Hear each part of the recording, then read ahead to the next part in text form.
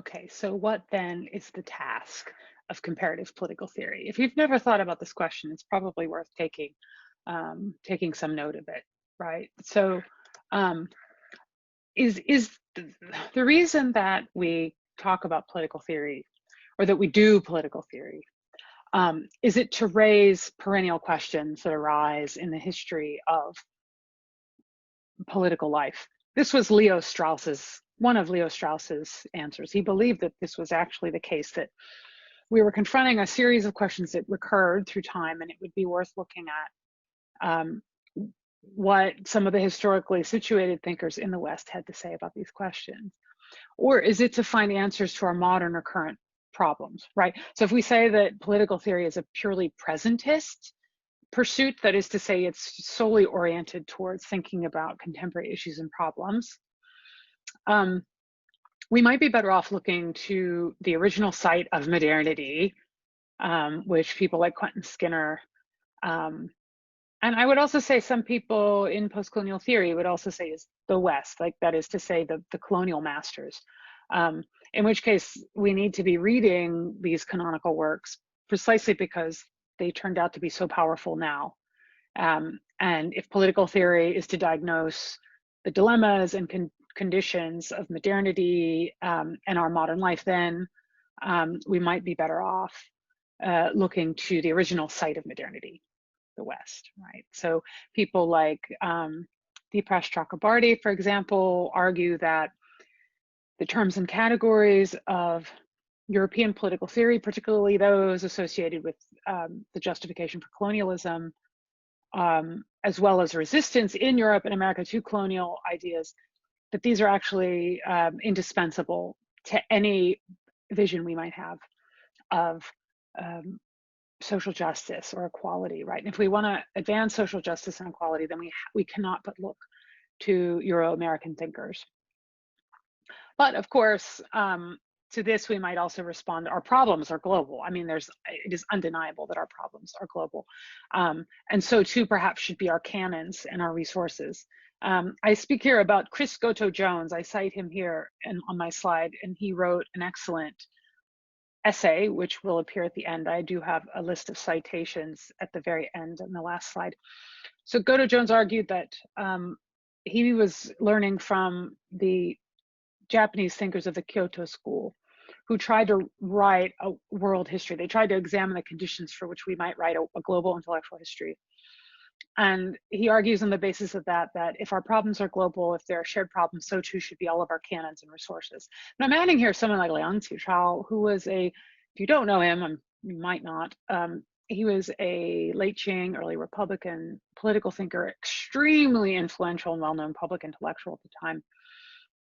And he said something very similar. He said, we just have to choose the best from East and West. If China is having problems, we should just be grabbing at whatever we can to solve those problems. And it could be that we are in a similar position now. So maybe we should just be using the best ideas. We should just be looking all over the globe for the best ideas from East to West and North to South. One way of doing that, Andrew March has suggested that we compare arguments from discretely bounded traditions. I mean, Andrew March would be one person who does a more literal or advocates a more literal comparison for comparative political theory. And he's saying we can kind of figure things out by examining two discrete traditions. And here he's usually thinking about canonized religious traditions. And we can try to figure out how they're the same or different, and what kinds of lessons we could be taking from both. Okay, so this is one kind of debate that's happening, but what might be some problems with this view? What are some of the issues with it? Let me go back to that slide. For one thing, I mean, you might want to take a moment here and just kind of think about that. At this point, I might be asking my students, can you see anything? Can you see an issue with this? Well, one big issue that I have with it is that it fails to interrogate what it means to be the best. And it fails to interrogate what it means to be where we are. That is to say, we assume that our understanding or knowledge of where we are is in fact where we are. But I mean, if we're not engaging that set of questions through a global lens, maybe we're wrong about things. Maybe we don't have the right criteria of bestness or relevance or interestingness, or maybe those criteria that we're using to determine what is the best idea are themselves profoundly skewed by power dynamics or historical contingency. So we need to think, I think we need to dig a bit deeper into just simply saying comparative political theory is important because we need the best ideas from east to west and north to south. We actually should be interrogating what it means to have a good or even best idea. So the next concern we're going to address is the concern of cultural embeddedness. And in some ways it's related to this first, it's in some ways related to my response to this first dilemma. So the cultural embeddedness argument or issue it sort of says basically all knowledge comes from somewhere. And if that's the case, we can only understand things in terms we already know. Those of you familiar with German hermeneutics might recall Hans-Georg Gadamer here. He's probably the most famous theorist associated with this view. So if this is the case, communicating with cultural others, people who are situated differently from us across time and space, actually might require special methods that we would not otherwise use for engaging European American political theorists. We need a dialogue, a cross-cultural dialogue, or a fusion of horizons. And this dialogue method, this dialogic method, is explicitly advocated by Fred Dalmar in a very well-cited piece arguing for the need for comparative political theory, published in the early 2000s. So Fred Dalmar argues that only through this critical dialogue can we come to be aware of our own constraints and limitations. Can we come to create a better world for all of us? Now, he doesn't say it, but I think he's building on the work of Charles Taylor, who was writing about similar issues in the 1960s, actually. And I cite his essay at the very end. You can look at the slide at the very end of this lecture. So Charles Taylor argued that given that all knowledge is from somewhere, that we are all situated embedded, how is it then that we can come to understand someone who is simply different from us? And Charles Taylor says that the idea is that we engage in a fusion of horizons, which means that together with this culturally different other person or tradition, we end up formulating what Charles Taylor calls a perspicacious space of comparison and contrast, a third space in which that is reducible neither to our own perspective nor to that of the other person, but rather it's something genuinely new. And this is something, I think this is sort of what people who talk about cross-cultural dialogue are getting at, is that they're wanting not necessarily to understand the other or to understand themselves, but rather to create this third space of sort of mutual interaction and possibility that would make the world a better place.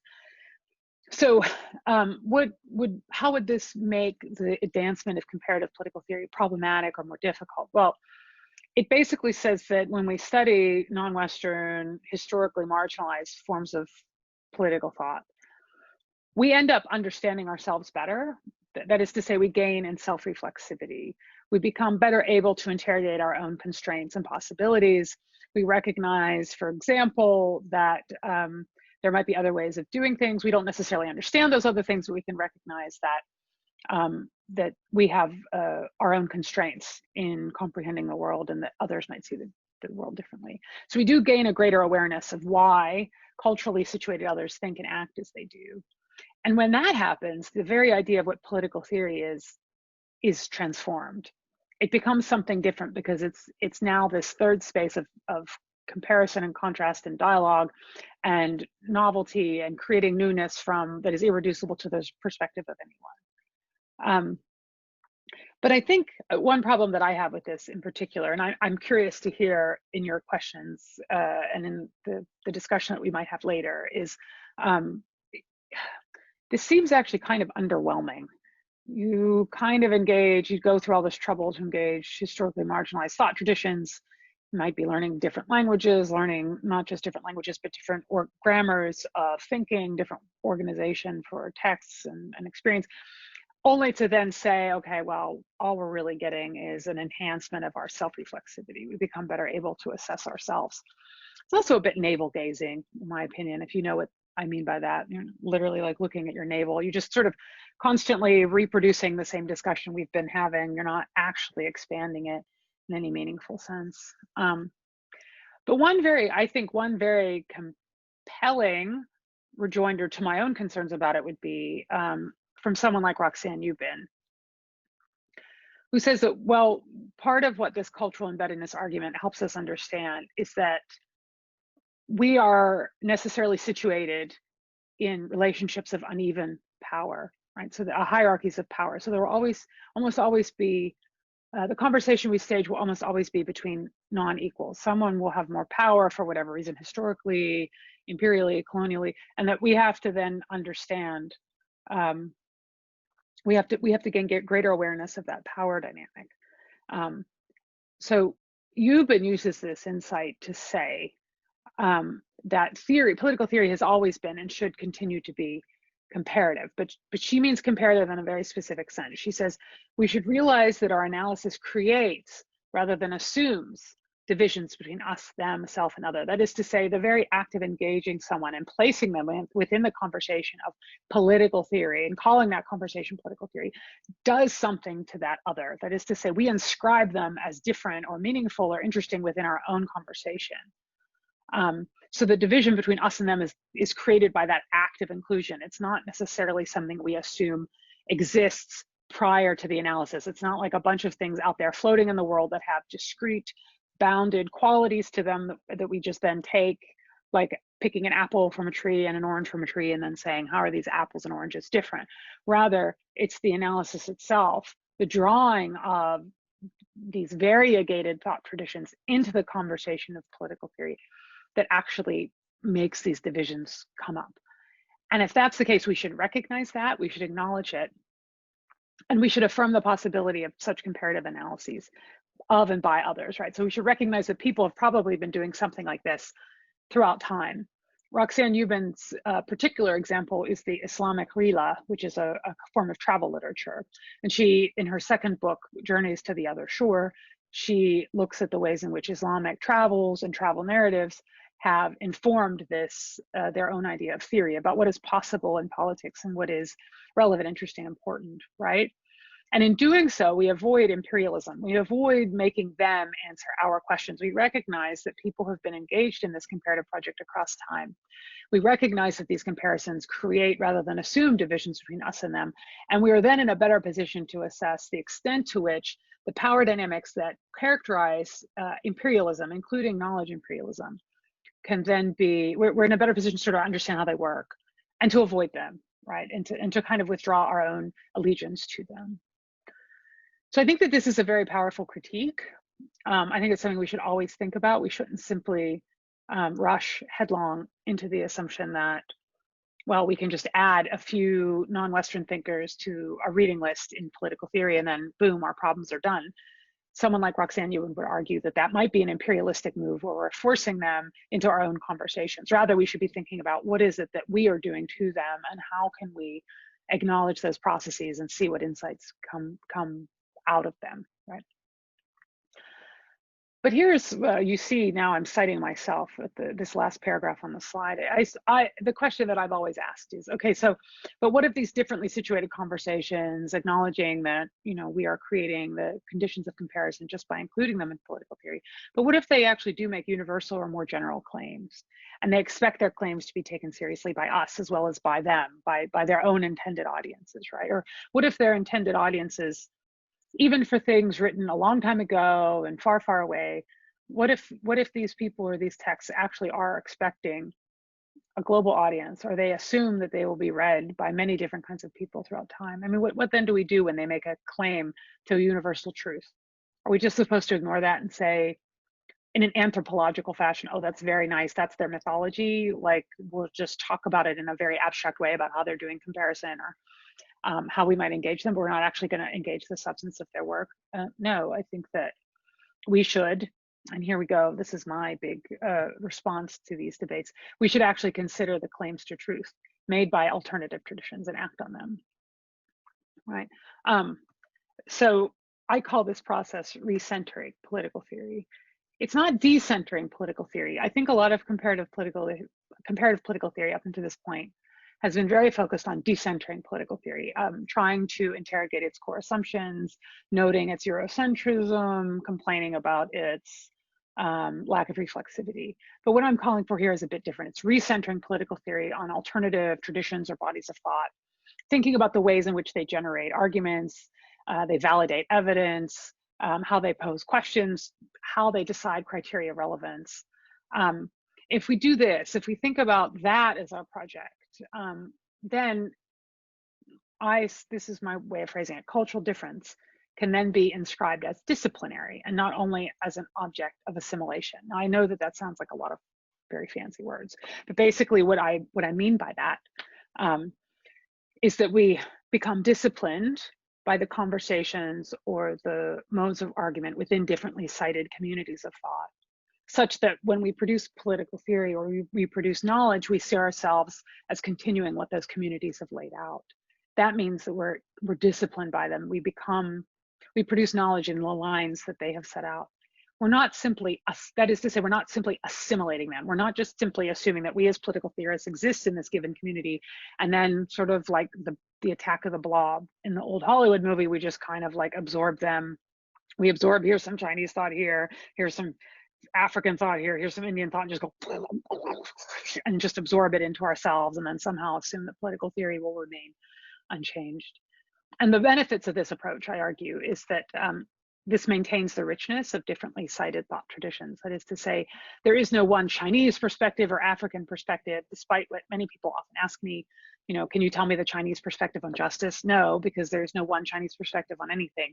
It's a community of argument, and even communities of argument are cited within even bigger communities of argument. You could go all the way down. It's nothing but turtles, right? Like all the way down. There's just so many different communities. They're overlapping, they're interactive, they're permeable.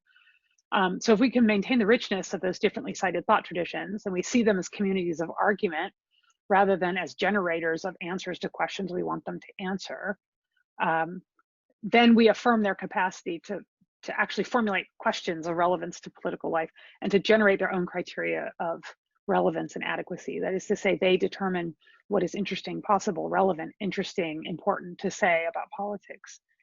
So the standards, the methods then are not those of existing political theory, they're rather the standards and methods of these differently cited traditions of thought.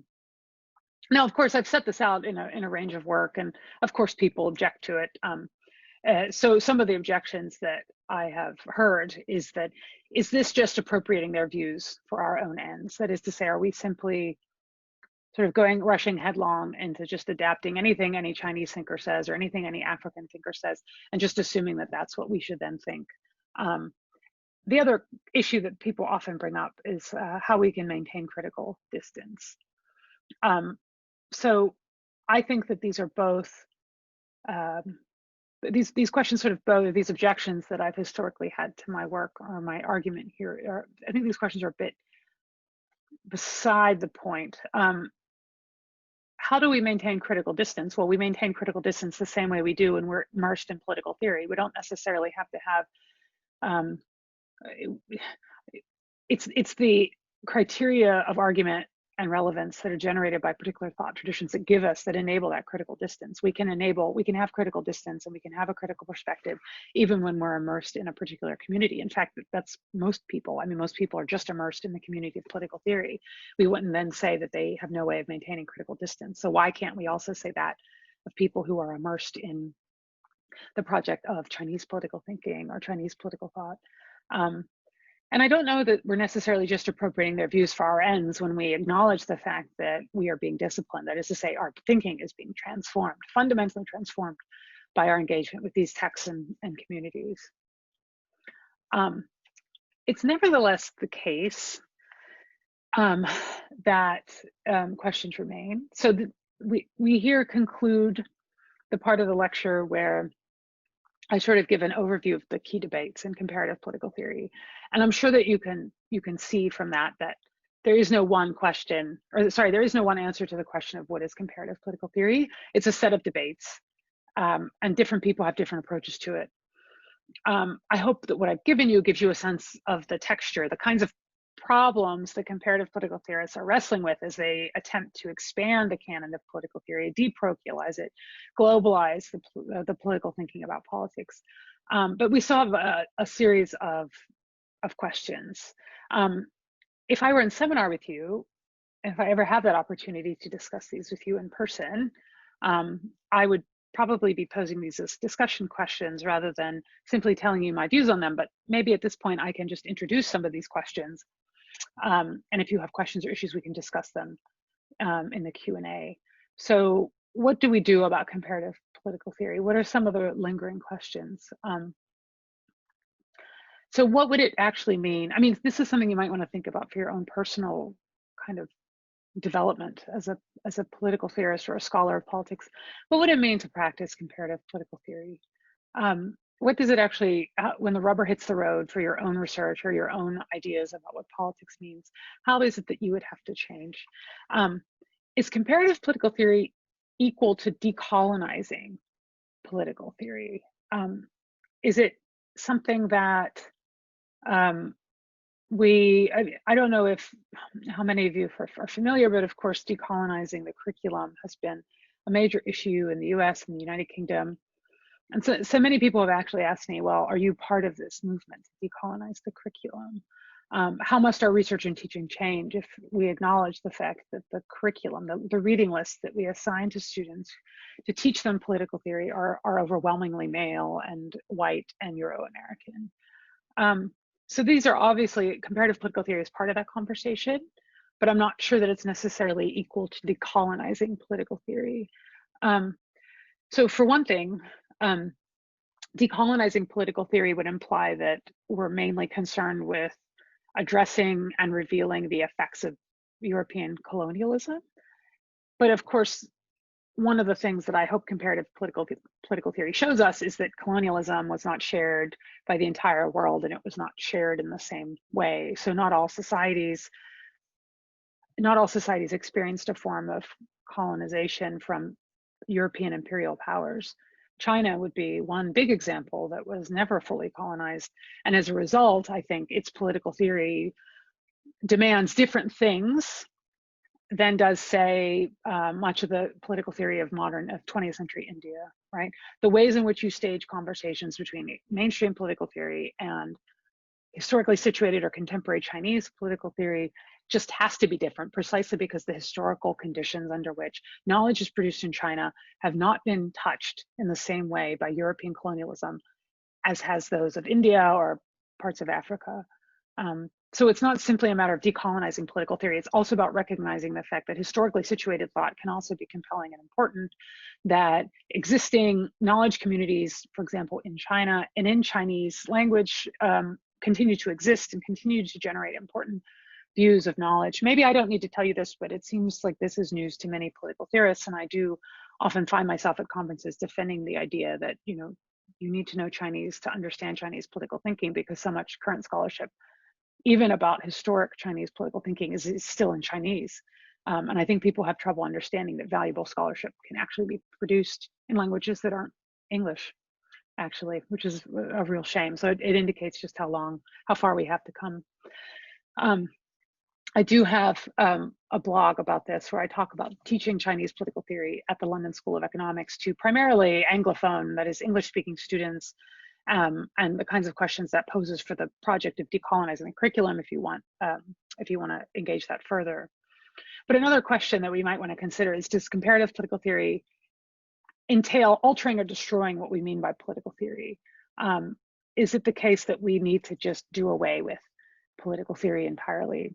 So in our introduction to the Oxford Handbook of Comparative Political Theory, Murat Idriss and Megan Thomas and myself thought about this question a lot. What would it mean for comparative political theory to be successful?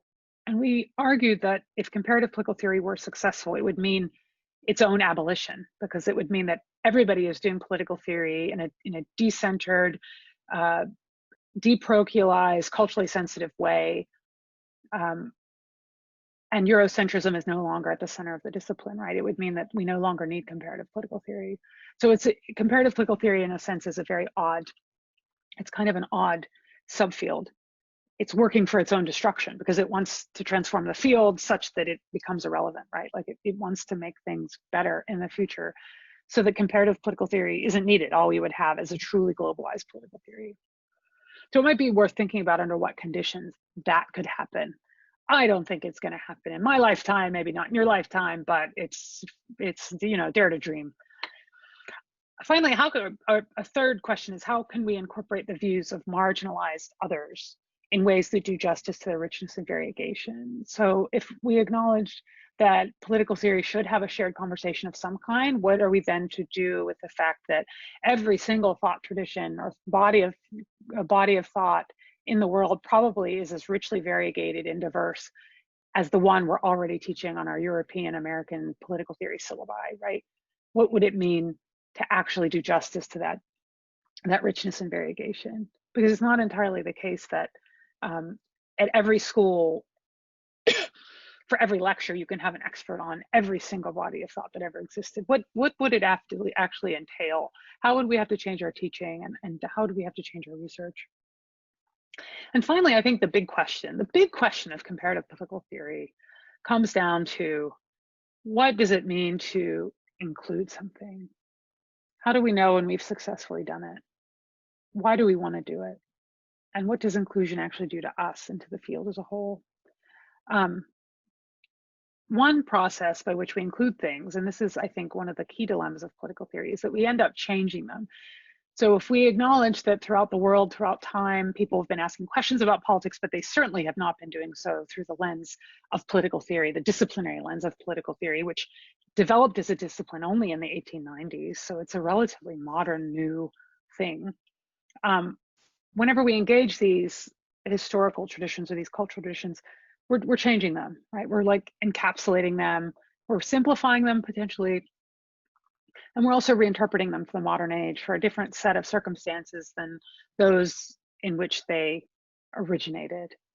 So David Elstein, who is a very keen interpreter of modern Confucianism, has written a lot about this question, in particular in relation to the nature of the Confucian tradition. But I think his words actually could apply to any tradition, anything we might call a tradition of any kind. He says the nature of the Confucian tradition and tradition itself also raises the question of how much revision and reinterpretation are possible while still remaining part of that tradition. So what does it mean that, how much are we changing when we engage, for example, Confucianism, and we say that it can be relevant for the modern world, but we end up ignoring, 98% of what people who would consider themselves Wujia, or, conducting Wushui, or doing, anything like Yangmingshui or Lixue, Shema Shema De. What does it actually mean that we're including them in political theory? Like, how much, if we change them to that extent, are we doing violence to them in such a way that we're no longer actually engaging the Confucian tradition or any kind of tradition? We're still just doing political theory. I mean, there's a lot of big questions here. I don't claim to have the answers to all of them, but these are definitely things that comparative political theory, the conversation that it's inaugurated, has to come to terms with. And I'm interested to hear how you think about these questions, and hopefully we'll have time at some point to discuss them, or you can raise them in